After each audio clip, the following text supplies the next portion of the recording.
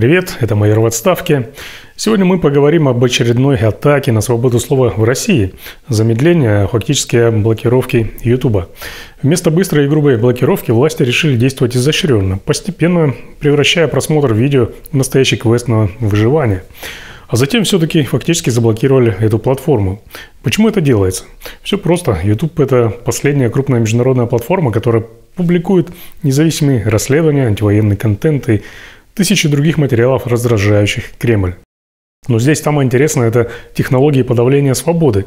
Черные ящики Роскомнадзора, фильтрация трафика через DPI и прочие фишки цензуры от путинских министерств. Звучит как антиутопия, но это наша реальность. Решение блокировки YouTube в России – это типичный пример того, как Кремль пытается управлять миром, которого не понимает. Путин – существо, которое всю жизнь с недоверием смотрело на технологии. Интернет воспринимает он как нечто вроде магии. Для него YouTube – это не платформа для обмена знаниями и творчеством, а хаотичный темный лес, полный врагов, разоблачений и мемов. А ведь на самом деле именно такие платформы становятся зеркалом для власти, которое она не хочет видеть. Блокировка YouTube – это не только попытка заткнуть рот независимым авторам, но и откровенное признание страха перед открытым интернетом, который они не в состоянии контролировать. Проще выключить свет, чем признать свою неспособность понять, как устроен этот мир. Меня зовут Олег Кашинцев, я бывший оперативник из Ярославской области, майор полиции в отставке, а ныне опасный по версии путинских властей преступник и, разумеется, враг государства. Сегодня разберем, как работает замедление, то есть блокировка YouTube. Кто за этим стоит и как с этим бороться? Досмотрите это видео до конца, поставьте лайк, поделитесь им и обязательно подпишитесь на этот канал, если вы все еще не сделали этого. Итак, ставьте лайк и поехали. Начнем с того, что YouTube стал одной из главных площадок для обмена информацией в России. За последние годы он превратился из платформы для развлекательных видео в мощный инструмент для распространения независимого контента. Однако с ростом его популярности росла и напряженность между платформой и российскими властями. С 2021 года мы наблюдаем, как Роскомнадзор все чаще вмешивается в деятельность YouTube. Штрафы, требования об удалении контента, угрозы, блокировки и так далее. И вот к концу 2024 года мы подошли к тому, что платформа замедляется до неприемлемого уровня. Она фактически заблокирована в России. Почему YouTube стал таким врагом для власти? Все, как я уже сказал, просто. Это крупная международная площадка, где существует независимый видеоконтент. Telegram Messenger, например, он не так прост для массового использования в плане видео. ВК-видео и Рутуб скорее инструменты пропаганды и внутренней дичайшей цензуры. Власти недовольны тем, что YouTube не удаляет контент, который они считают экстремистским. На платформе размещаются независимые расследования, критика режима и устроенной им войны. Блогеры, работающие на YouTube, имеют огромную аудиторию и влияние. Это все представляет угрозу для тех, кто удерживает власть в России. Основной инструмент, используемый для замедления работы YouTube в России, это так называемый ТСПУ – технические средства противодействия угрозам. Эти устройства внедряются в инфраструктуру операторов связи в рамках закона о суверенном интернете, принятого для обеспечения устойчивости в кавычках и безопасности интернета на территории России. Помните, кстати, я рассказывал вам о том, что такое SORM – приблуда, которая ставится на стороне оператора для прослушки и контроля трафика. Физически установка ТСПУ, как я это понимаю, выглядит примерно так же. ТСПУ представляет собой своеобразный черный ящик, который устанавливается в разрыв сети оператора связи. Устройства принадлежат гребаному Роскомнадзору и обслуживаются исключительно его специалистами. Устройства опломбированы, и операторы связи не имеют никакого доступа к этим устройствам и фактически не могут контролировать их работу. Задача операторов – подключить провод в розетку и передать управление государственным представителям. Система ТСПУ начала внедряться в рамках реализации закона о суверенном интернете, как я уже сказал, который вступил в силу 1 ноября 2019 года.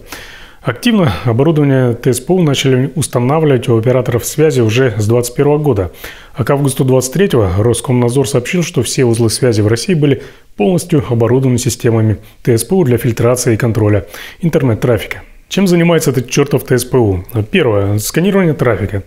Устройство анализирует входящий и исходящий трафик, идентифицируя пакеты данных, относящихся к YouTube. Для этого используется технология анализа доменных имен и заголовков HTTPS запросов. Второе – это фильтрация. ТСПУ применяет ограничения к видеопотокам, снижая скорость их передачи. Например, скорость воспроизведения видео на YouTube может быть ограничена до 128 килобит в секунду, что делает просмотр видео практически невозможным. В последнее время, как мы видим, YouTube пытается блокировать полностью. Третье – это интеграция с DPI. Устройство использует технологию Deep Packet Inspection, глубокая проверка пакетов, позволяющая замедлять трафик или блокировать его в зависимости от настроек.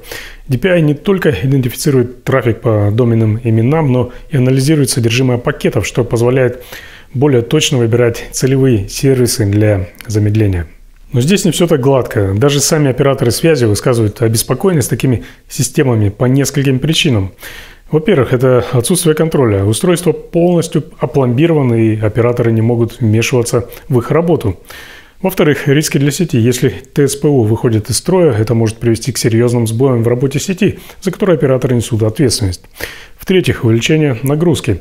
Ограничения, вводимые через ТСПУ, создают дополнительную нагрузку на инфраструктуру оператора. Процесс установки ТСПУ курирует Роскомнадзор. В частности, особую роль здесь играет его руководитель Андрей Липов, глава Роскомнадзора и автор концепции суверенного интернета.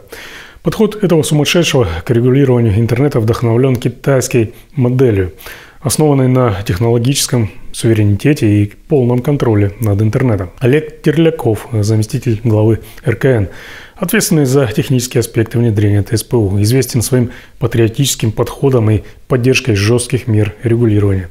Вадим Субботин отвечает за блокировку контента и взаимодействие с медиасервисами. Его опыт в отрасли позволяет эффективно организовывать меры по замедлению и блокировке ресурсов. Ранее российские власти предпочитали замедлять работу YouTube, а не полностью блокировать его, чтобы избежать негативной реакции пользователей и сохранить хоть какой-то доступ к платформе.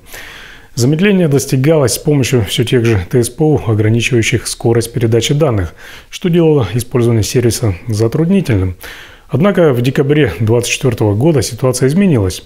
Доступ к YouTube в России стал значительно ограничен, и трафик платформы упал до рекордно низкого уровня. Многие пользователи сообщают о невозможности воспроизведения видео без использования VPN-сервисов.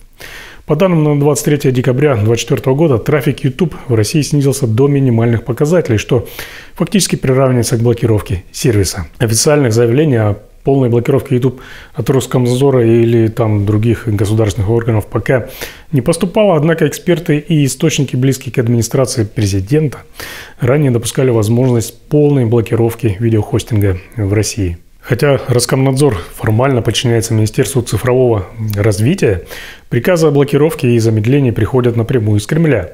Даже попытки руководителей крупнейших операторов связи повлиять на ситуацию не увенчались успехом. Аргументы о финансовых потерях бизнеса и недовольстве пользователей игнорируются в пользу государственных интересов.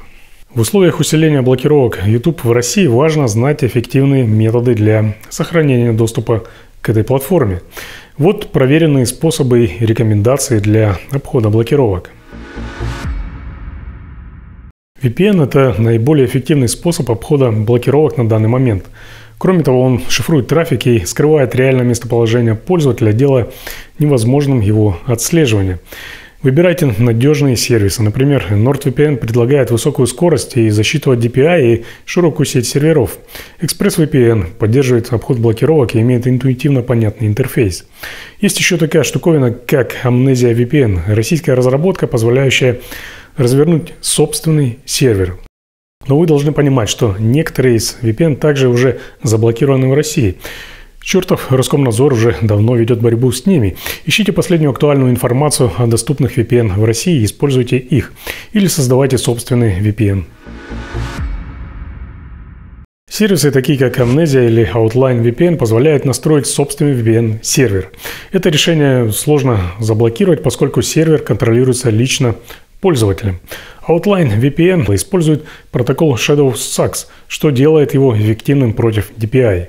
Программы, такие, например, как Goodbye DPI или Green Tunnel, изменяют параметры трафика, делая его невидимым для систем фильтрации. Они работают локально на устройстве и не требуют подключения к внешним серверам.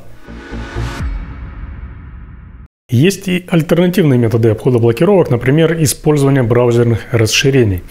Некоторые расширения для браузеров могут помочь обойти блокировки, перенаправляя трафик через прокси-сервера.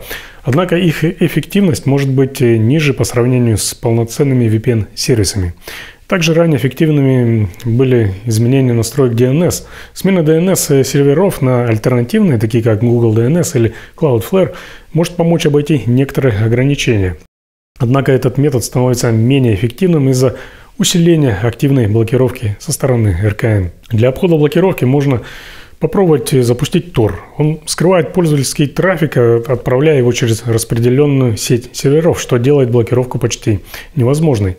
Это надежный, но более медленный способ обхода. И вот здесь возникает важный и закономерный вопрос, ответ на который ждут миллионы. Может ли сам YouTube заменить или замаскировать свой трафик таким образом, чтобы избежать блокировки в России или в другой стране? Пример Telegram показывает, что сервисы могут внедрять технологические решения для обхода блокировок. Telegram использовал маскировку своего трафика под обычное интернет-соединение, затрудняя его фильтрацию. Как вы поняли, РКН использует глубокий анализ интернет-трафика, чтобы замедлять или блокировать YouTube. Теоретически YouTube мог бы изменить структуру пакетов данных, использовать динамические IP-адреса или интегрировать трафик через другие приложения Google. Однако здесь может возникнуть проблема на стороне самого сервиса.